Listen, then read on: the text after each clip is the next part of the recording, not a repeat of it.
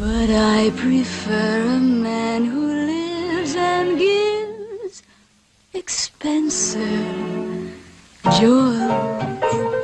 A kiss on the hand may be quite continental, but diamonds are a girl's best friend. Sheer coincidence, trust me on this, but Marilyn Monroe died on this day many years ago. We are talking diamonds, though. Mark Lackey, did you know that about Marilyn Monroe? No, and I also know that I wasn't going to be talking about Joe DiMaggio either. So Joe was one of Marilyn's husbands. You don't often do diamonds, though. No, you know, Pat, that's a good point. In fact, if we're talking about this date, I went back, I guess it was almost 7 years to this day that the last time I mentioned a diamond story on TV. So the diamond market got absolutely hammered in 2008, 2009, far more than most commodities, and was slow to recover.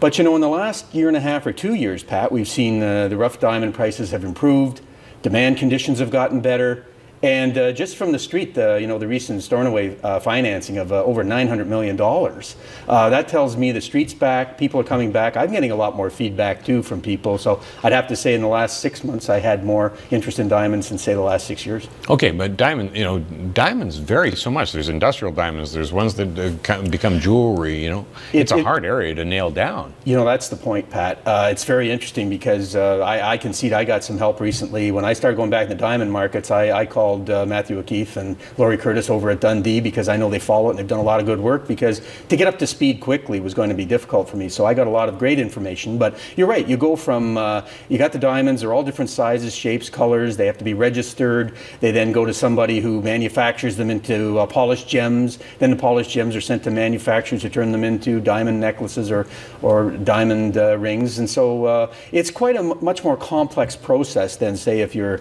getting a zinc concentrate. Okay, so do you think it's safe to walk into it at this time because the prices have improved on general? Yeah, I think, Pat, that there's a couple of factors. In the United States, diamonds demand's now back to its pre-recessionary level. I think that's a big number. Really? And the growth out of China and India has been exceptional recently, and I think it's because of, you know, rising incomes, rising middle class, improved consumer sentiment, and maybe some aspects that diamonds have caught on kind of along the lines of the way they have in Western nations. So we're seeing this significant improvement in the diamond industry. So when we look at demand and supply going forward, Pat, we have demand in the next 5 years outstripping supply. And so we continue to think the rough diamond market will continue to see higher prices. How much? How fast? Well, we're looking at 5 or 6% a year. Now, somebody will say, well, that's not huge, but that's still well above inflation. And we think there's more potential upside even in our case. We're being a bit conservative, but with the growth in China and India, especially India with the new government, I think that's going to make a huge difference to a number of commodities. Yeah, and portable wealth too. The same argument really as gold or platinum or anything like Absolutely. that. Absolutely. Okay, so then let's get to your picks. Kennedy Diamonds? That's right. Or Kennedy? Or Kennedy, yeah, and interesting enough, Northwest Territories play that came out today with extremely good news. Very good results today. It's up today. $50 on the day. Yeah, 2 hours ago they came out with some great news, and obviously the market's paying quite a bit of attention. And this is one of the reasons why I like this company, Pat. It's got a good management team, $12 million in cash, no debt, big insider ownership, 20%. And they've got a lot of news coming out in the next 6 to 18 months in terms of drilling, sampling, you know, estimates of reserves. So I think over the next 6 to 18 months, you're in the right sector with the right kind of a management team in a good jurisdiction.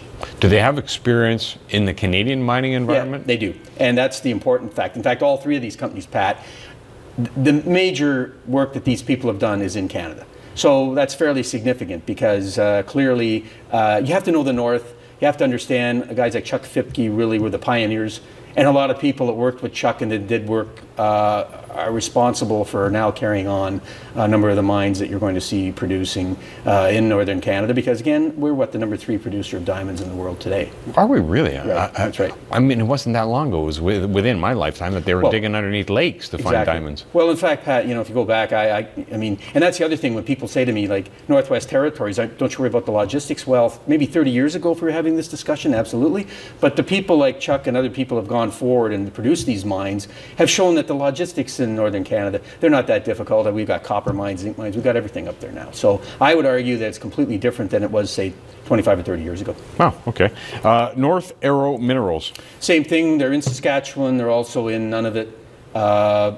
Great grades, very good performance going so far in terms of the carats that they've been able to get on the bulk sampling. They're doing more drilling.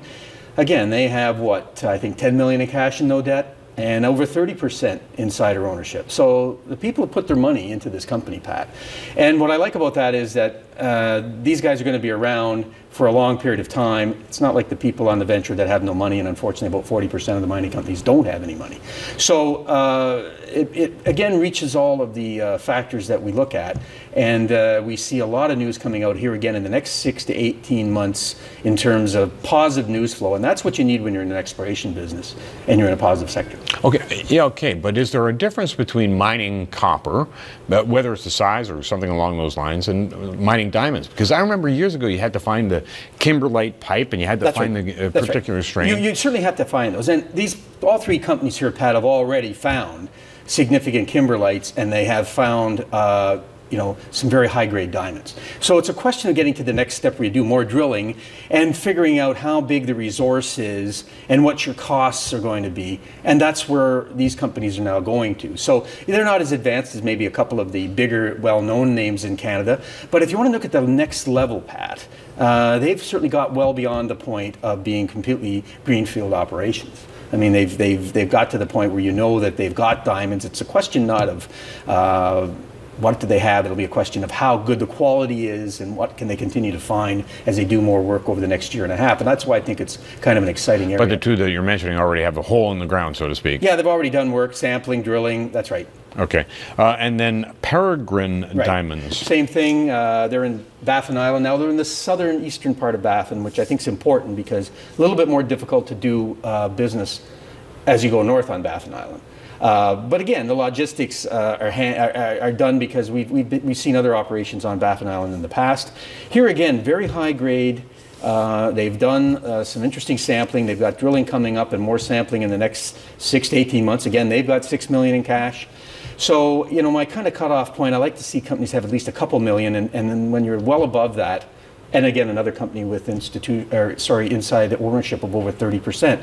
So, and a management team that again has worked not only in diamonds but has taken some other base metals and has been taken over. So all three of these management team, Pat, are really strong, and I think that's the reason why I might recommend to people you buy a basket here and look at buying all three of them. Yeah, and your geography is northern Canada. Correct. Weren't there diamonds? I remember talking about diamonds in Quebec area and so on. There are some in, Stornoway, that $900 million project's in Quebec. So you have diamonds in Quebec and diamonds in Saskatchewan and diamonds in northern Canada. And some, of course, there's a De Beers operation in northern Ontario. So, they are across the board. And I think that just the Canadian jurisdiction as a whole I like, because I'm not going to get any surprises where I've had some surprises in the past in Africa in the diamond business, and I'll leave it at that. But that's in fact what we found. Okay, and Stornoway in particular is deep with cash, and you're pointing out, are these takeover candidates too? Yeah, well, that's interesting because I think that there's so few players in the diamond market, Pat. That's another big advantage for investors. You're going to have more money chasing few goods. That usually means your prices go higher. And I definitely think that the three I mentioned today, plus Mountain Province and Stornoway, which are bigger companies, they're all takeover candidates potentially. And who knows, if the two larger guys get larger, they could be potentially taking over some of the smaller names we've mentioned here today. But, De Beers is out there. They're still the big player in the market, and they've been known to acquire a number of people over time. Have they ever? Mark, great to chat. It's great to be here, Pat. Mark Lackey, Executive VP, CHF Capital Markets. Coming up, though, U.S. politics and the Tea Party trying to capture some seats.